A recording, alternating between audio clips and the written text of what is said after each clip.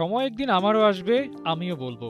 Gallery থেকে ভেসে আসা ওই নিন্দা আমাকেও কষ্ট দেয়। জানি ফেরার রাস্তা কঠিন, জানি ওই কঠিনেই মানিয়ে নিতে হয়।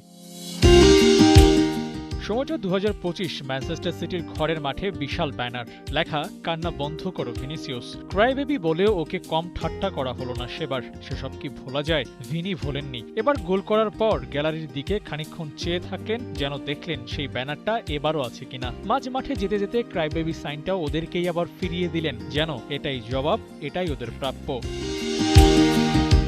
ভিনিসিয়াসের জোড়া গোলে ম্যানচেস্টার সিটিকে হারিয়েছে রিয়াল মাদ্রিদ। এই জয়ে কোয়ার্টার ফাইনালের টিকিটটাও নিশ্চিত করেছে মাদ্রিদ। রিয়ালের রেস অবশ্য এখনও বাকি। একই সাথে রেসটা চালিয়ে যেতে হবে ভিনিকেও। দলগত সাফল্যে হতাশা না থাকলেও ব্যক্তিগত অর্জনের ঝুলিটা যে একেবারেই ফাঁকা। একটা ব্যালন ডিওর যে অন্তত দরকার ওর। ব্যালন ডিওর তো ২৪ সালেই হাতে নিতে পারতেন, যদি কিনা তার দল জিতত টাইটেল। সেসব অতীত পেছনে ফেলে ভিনি ছুটছেন। চ্যাম্পিয়ন্স লিগে ১২ ম্যাচে করেছেন ৫ গোল।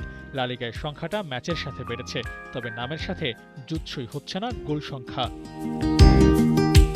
ভিনির জন্য অপেক্ষা করছে বিশ্বকাপ। ক্লাব ফুটবলের এমন অভিজ্ঞতা কাজে লাগবে হেক্সা মিশনে। নেইমার না থাকলে ব্রাজিলের সেরা তারকা হয়ে বিশ্বকাপ মাতাবেন ভিনি।